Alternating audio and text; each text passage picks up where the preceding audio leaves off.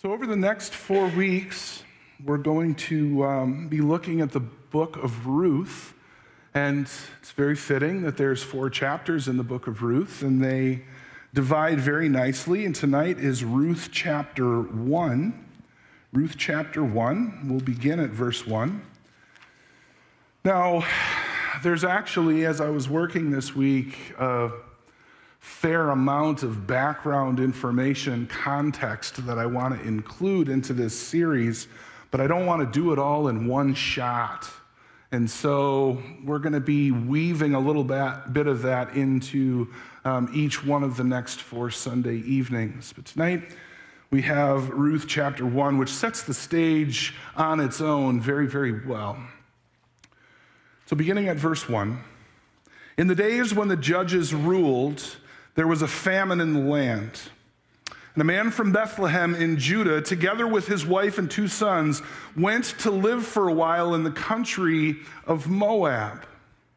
The man's name was Elimelech, his wife's name Naomi, and the names of his 2 sons were Mahlon and Chilion. They were Ephrathites from Bethlehem, Judah. And when they went to Moab, and lived there. Now Elimelech, Naomi's husband, died, and she was left with her 2 sons. They married Moabite women, one named Orpah, the other Ruth. After they had lived there about 10 years, both Mahlon and Chilion also died, and Naomi was left without her 2 sons and her husband. When she heard in Moab that the Lord had come to the aid of his people by providing food for them, Naomi and her daughters-in-law prepared to return home from there. With her 2 daughters-in-law, she left the place where she had been living and set out on the road that would take them back to the land of Judah. Then Naomi said to her 2 daughters-in-law, "Go back, each of you, to your mother's home. May the Lord show kindness to you as you have shown to your dad and to me. May the Lord grant that each of you will find rest in the home of another husband." Then she kissed them, and they wept aloud and said to her, "We will go back with you to your people." But Naomi said, "Return home, my daughters. Why would you come with me? Am I going to have any more sons who could become your husbands? Return home, my daughters. I am too old to have another husband. Even if I thought there was still hope for me, even if I had a husband tonight and then gave birth to sons, would you wait until they grew up? Would you remain unmarried for them? No, my daughters. It is more bitter for me than for you, because the Lord's hand has gone out against me." At this they wept again. Then Orpah kissed her mother-in-law goodbye, but Ruth clung to her. "Look," said Naomi, "your sister-in-law is going back to her people and her gods. Go back with her." But Ruth replied, "Don't urge me to leave you or to turn back from you. Where you go, I will go, and where you stay, I will stay. Your people will be my people, and your God, my God. Where you die, I will die, and there I will be buried. May the Lord deal with me, be it ever so severely, if anything but death separates you and me." When Naomi realized that Ruth was determined to go with her, she stopped urging her. So the 2 women went on until they came to Bethlehem. When they arrived in Bethlehem, the whole town was stirred because of them, and the women explained, "Can this be Naomi?" "Don't call me Naomi," she told them. "Call me Mara, because the Almighty has made my life very bitter. I went away full, but the Lord has brought me back empty. Why call me Naomi? The Lord has afflicted me. The Almighty has brought misfortune upon me." So Naomi returned home from Moab, accompanied by Ruth the Moabitess, her daughter-in-law, arriving in Bethlehem as the barley harvest was beginning. This is the word of the Lord. Thanks be to God.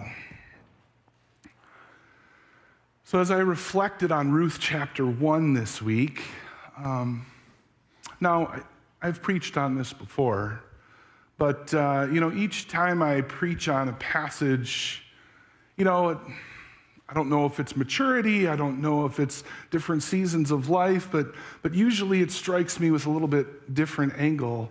And as I was reflecting on Ruth chapter 1 this week, I was reminded of my friend BTF. Now, when I went to work for Architectural Glass and Metals in my early 20s, BTF was the guy that taught me the ropes. He was the one who showed me the skills and gave me the knowledge to master my trade. I learned a lot from him. And truth be told, he was a kind of fascinating guy to me. He was only a couple years older, but you need to understand that the vast majority of my friend group were kids that graduated from high school and went right on to college, in effect, postponing their growing up for 4 to 8 years. But BTF, he was a little bit different. BTF had gone to work for Architectural Glass and Metals already in high school. He had already well established himself in his career. He already had a lot of responsibility with the company. He was also married to his high school sweetheart, and they already had 2 little kids, a girl and a boy. He and his wife were buying a house, and they seemed to already have a really solid plan for their future. BTF was living a life that looked pretty good to me. He had a good name, good reputation, a good job with a bright future. He had a good network of family and friends right close by. He lived in this atmosphere of love and care and support. He was right where he needed to be. But about a year after I started at AGM, BTF started eyeing up what he thought were greener pastures. He started asking himself questions like this, how can I make more money doing less work? Well, of course, when you look hard enough, the opportunity is going to present itself. BTF decided to go to work for the railroad. And all of us thought he was crazy, but we could see the points that he was making as well. He certainly would be making more money doing a lot less physically demanding work. No more hanging off the side of buildings in the cold of winter and the heat of summer. The only downside, and it turned out to be bigger than any of us thought, would be that he would have to be away from home for long stretches at a time.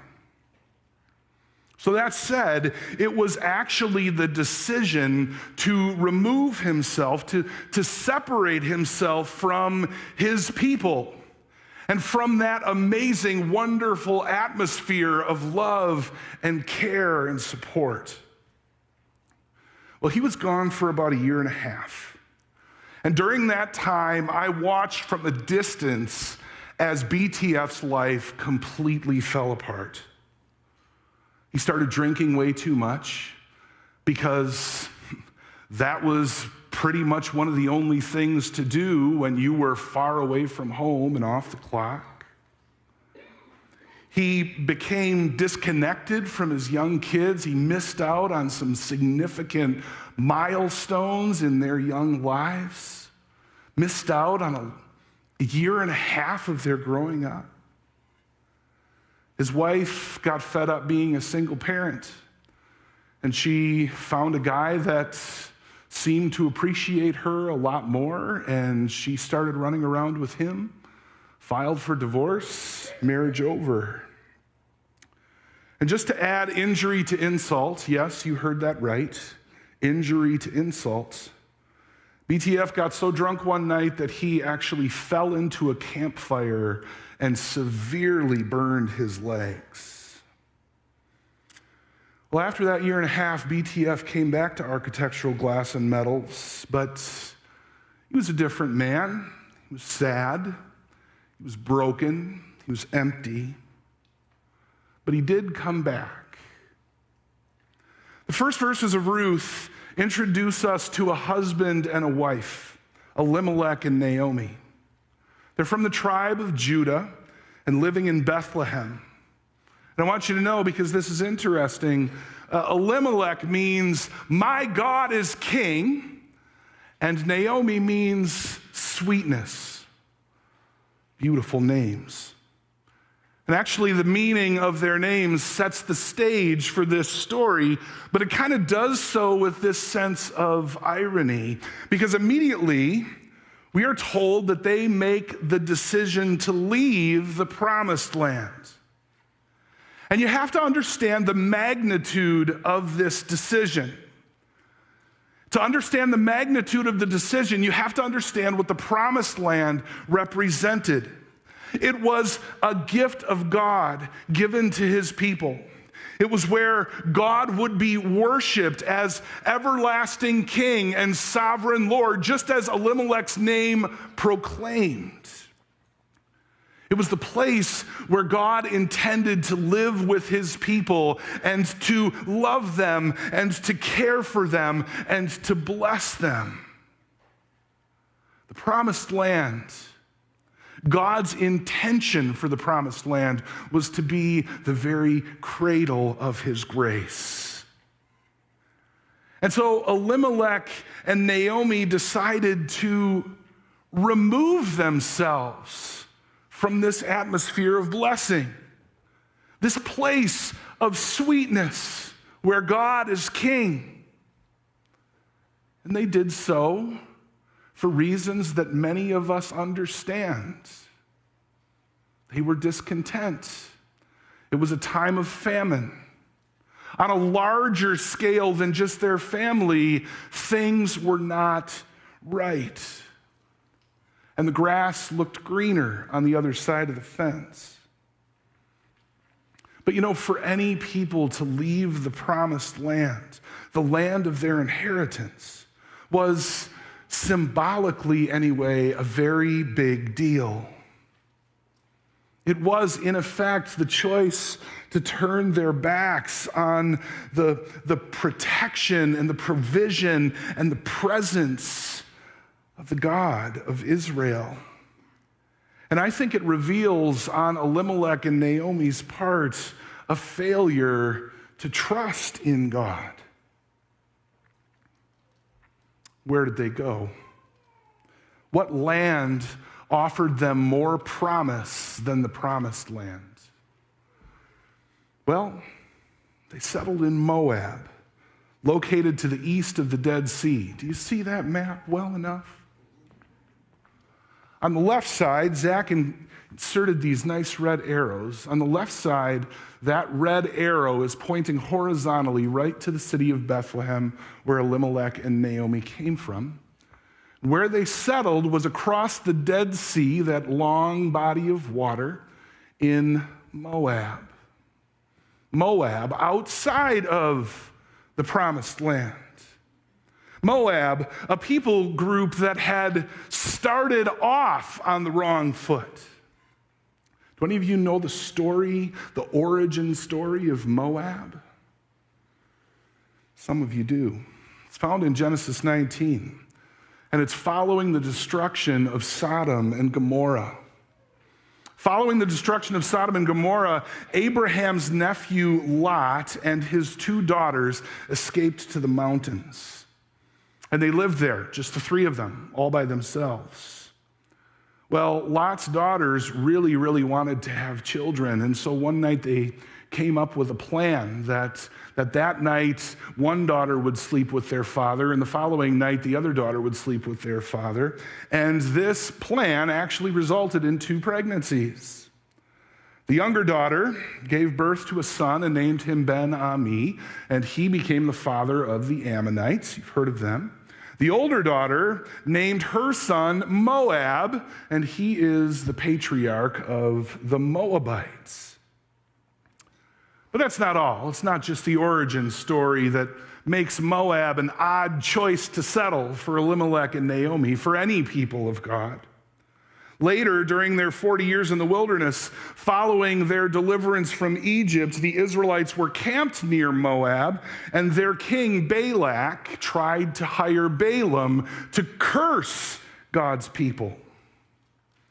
When that plan failed, Balak encouraged Moabite women to tempt Israel into idolatry and sexual immorality, and this plan unfortunately was successful, and it resulted in violent judgment from God. But even in more recent history to Elimelech and Naomi, we find this in Judges chapter 3. Under the rule of King Eglon, Moab had oppressed the Israelites for a span of 15 years. All this to say, the book of Ruth begins with nothing but red flags.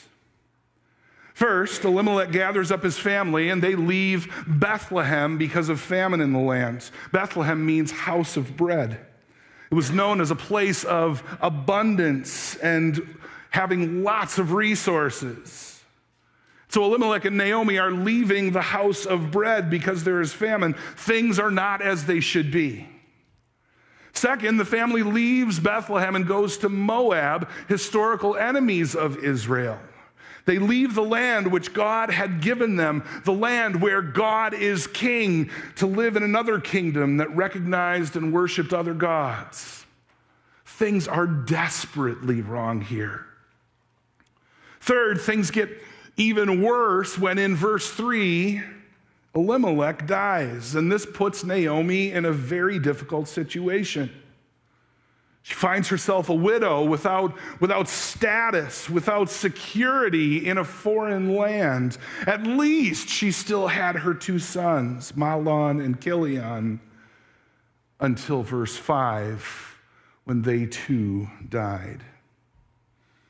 You see on this border from the 1400s, on the bottom there, that's Naomi mourning her husband and her two sons. It's a page from a very ornate Bible, long time ago.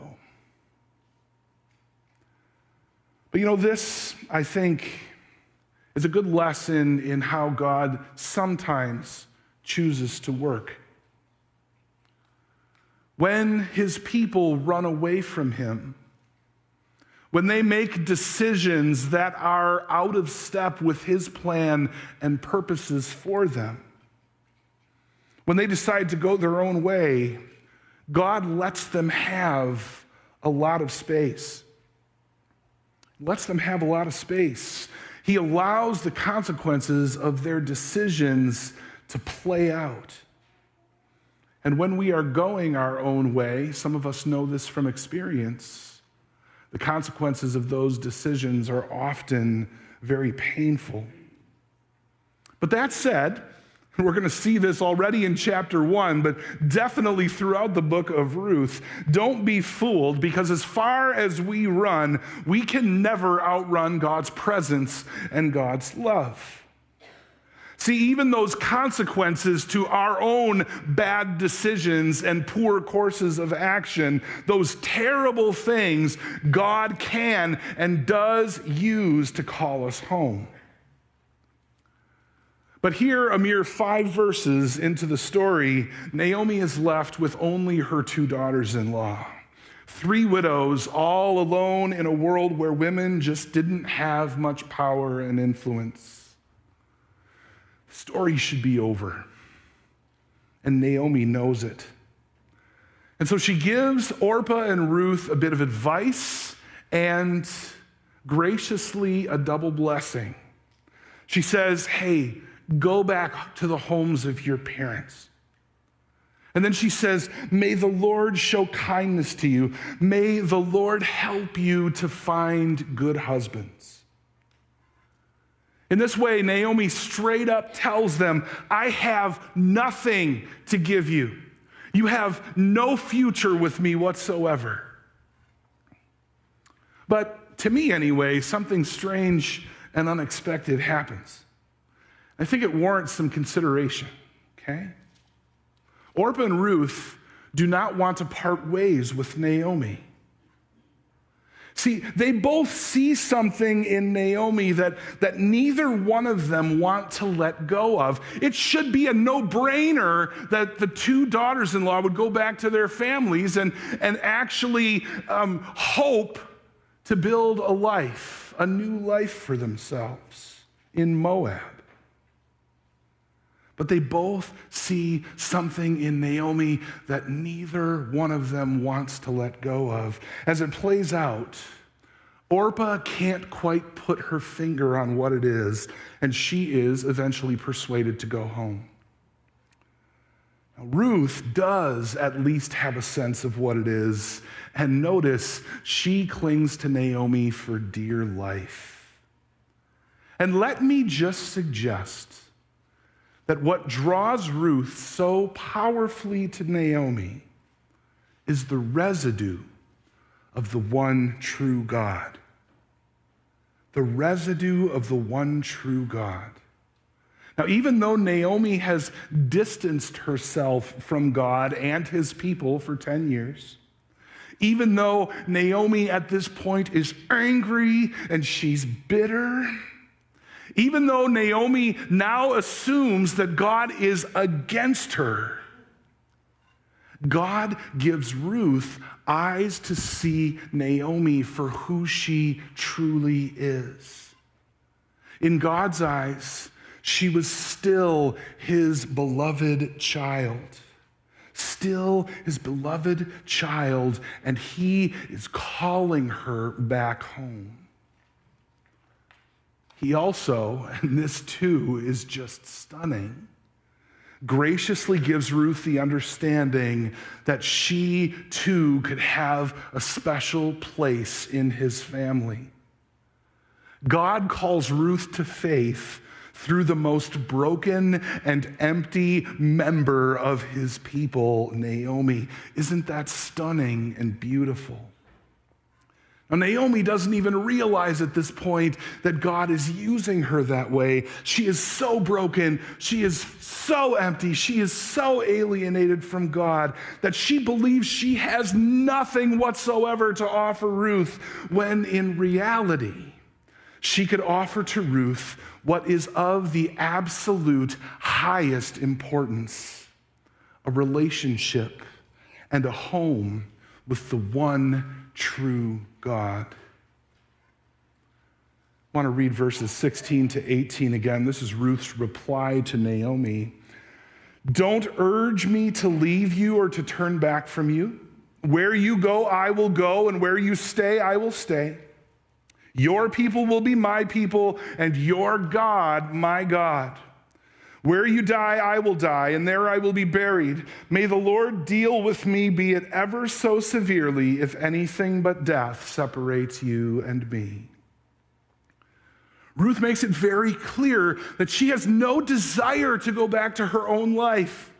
She doesn't want to go back to her former people and her former family and her former country and her former gods. The God of Israel will be her God. It's a bold profession of faith and trust that comes from a foreign woman. A woman whose only connection to God is through Naomi, this broken daughter of Israel. It's a bold profession of faith and trust, especially in light of what Naomi had just said to her in verse 13. It's more bitter for me than for you, because the Lord's hand has gone out against me.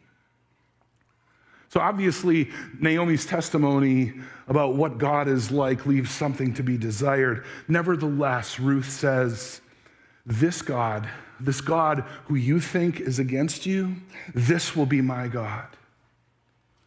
She has seen at least something of the God of Israel in her mother-in-law, and she does not want to lose sight of it.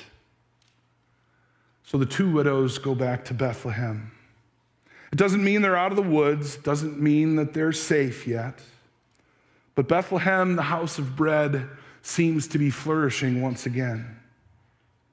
When Naomi arrives back in town, it's obvious that the years of suffering have taken their toll. The women ask, "Can this really be Naomi?"